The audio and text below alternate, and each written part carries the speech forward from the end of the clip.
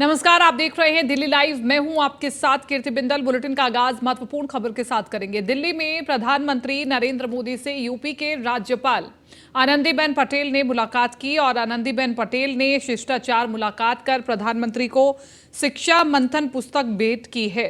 तस्वीरें हम आपको दिखा देते हैं इस मुलाकात की।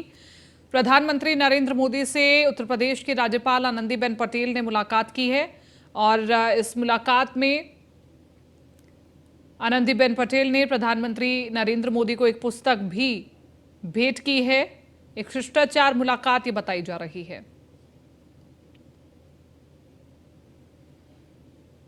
चलिए अगली बड़ी खबर का रुख कर लेते हैं। पसमानदा संवाद यात्रा की 27 जुलाई से शुरुआत।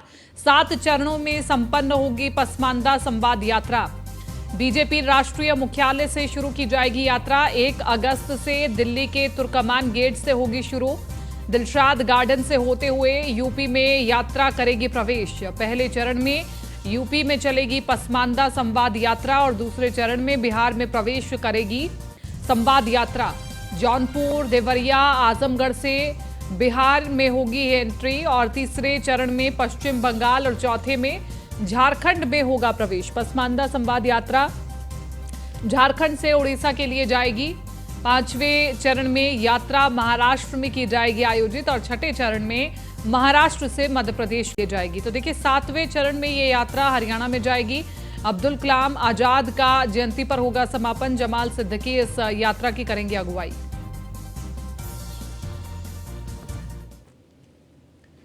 दिल्ली के गंगाराम अस्पताल में मरीज ने डॉक्टर पर चाकू से हमला कर दिया। हमले में फिलहाल किसी के हताहत होने की खबर नहीं है। फिलहाल आरोपी मरीज को अस्पताल प्रशासन ने पकड़कर पुलिस के हवाले कर दिया है।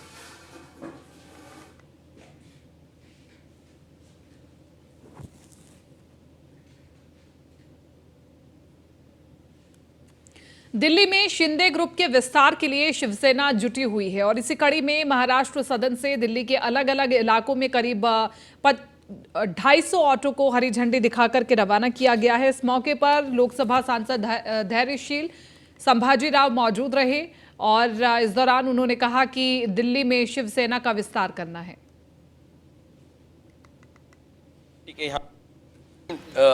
ऑटो वालों के जरिए जो आम आदमी दिल्ली का है उसकी जागृति करना चाहते हैं।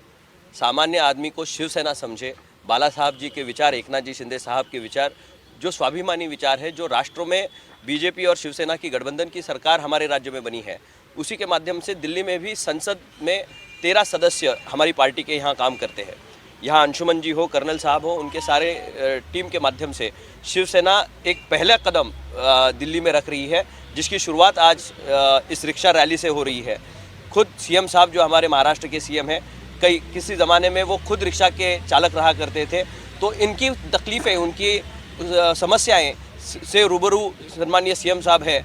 और निश्चित रूप से हम भी ये चाहेंगे कि पहली बार शुरुआत होती है तो आम लोगों में जाके शुरुआत करनी चाहिए और जो वाहन आम लोगों को लेके घूमता है वो कोई मर्सिडीज़ गाड़ी नहीं रहती, वो हमारी रिक्शा है। तो वो रिक्शा आम आदमी के साथ जब घूमेगी और घर घर तक जाएगी तो निश्चित रूप से आज जो शिवसेना का निशान है या फिर बाला साहब का विचार और शिवसेना का झंडा है, वो घर घर जाने के लिए ये शुरुआत हमने यहाँ से की। दिल्ली में रह रहे लोगों के लिए संकट खत्म होने का नाम नहीं ले रहा है। पहले बाढ़ ने लोगों का घर से निकलना मुश्किल कर दिया। अब भारी बारिश के बाद निकली धूप से बरसाती बीमारियों को लोगों के घरों तक फैल रही है और अस्पतालों में डेंगू, मलेरिया, आई फ्लू के मरीज बढ़ रहे हैं। ऐसे में तीनों नियमों के 12 जोन में कार्यरत 3000 डीबीसी कर्मचारियों ने अनिश्चित काल के लिए हड़ताल पर जाने का फैसला लिया है। वहीं कर्मचारियों ने निगम प्रशासन को चेतावनी दी है कि जब तक इनकी मांगें नहीं मानी जाएंगी तब तक हड़ताल जारी रहेगी।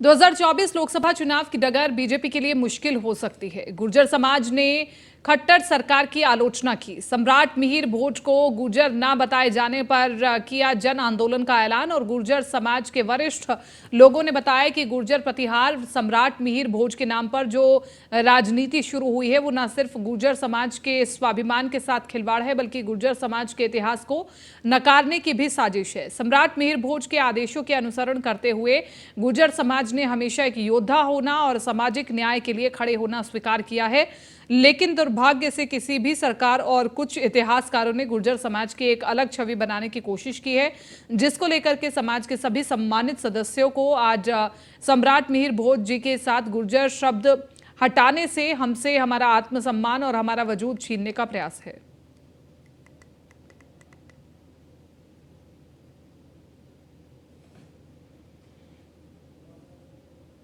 दिल्ली में एक बार फिर रफ्तार का कहर देखने को मिला, जहां कार का संतुलन बिगड़ने से डिवाइडर पर जोरदार टक्कर मार दी। आपको बता दें कि कार सवार युवक नशे में धुत होकर कार चला रहे थे। वहीं हादसे में 3 लोग गंभीर रूप से घायल हो गए हैं और पुलिस ने कार को कब्जे में लेकर जांच में पुलिस जुटी हुई है। ये पूरा मामला दिल्ली के विहार इलाके का है।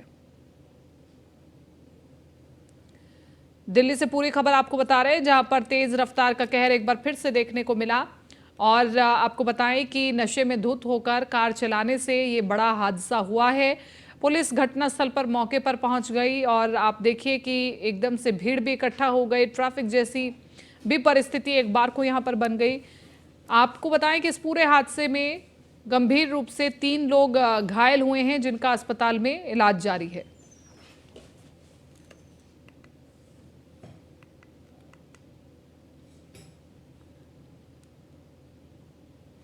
पूर्वी जिले दिल्ली में एंटी ऑटो थेफ्ट स्क्वाड की टीम ने 2 वाहन चोरों को गिरफ्तार किया है, जिनसे कब्जे से एक चोरी हुआ दोपहिया वाहन और 4 चोरी हुए मोबाइल फोन बरामद किए गए हैं। चोरों को पकड़ने से 5 मामले सुलझाए गए हैं। तो देखिए, ये बड़ी कामयाबी है पुलिस विभाग की भी। और आपको बताएं कि पूर्वी जिले दिल्ली में एंटी ऑटो थेफ्ट स्क्वाड की टीम के 2 वाहन चोरों को गिरफ्तार किया गया है। उनसे 4 चोरी हुए मोबाइल फोन भी बरामद किए गए हैं। चोरों को पकड़ने से 5 मामले एक साथ सुलझा लिए गए हैं।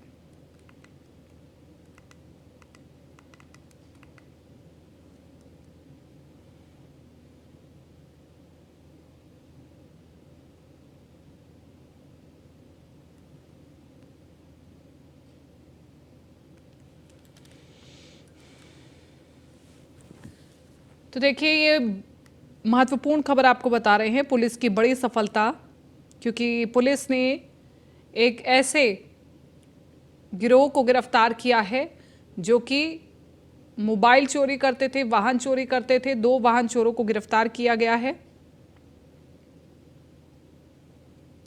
एंटी ऑटो थेफ्ट स्क्वाड की टीम को बड़ी कामयाबी मिली है।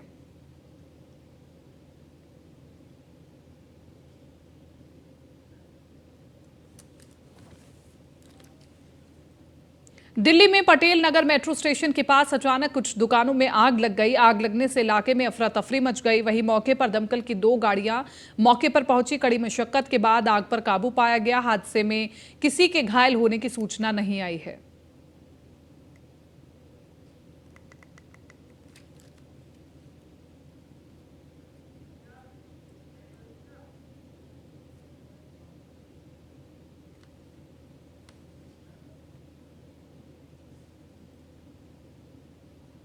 वक्त एक छोटे से ब्रेक का, जल्द हाजिर होंगे।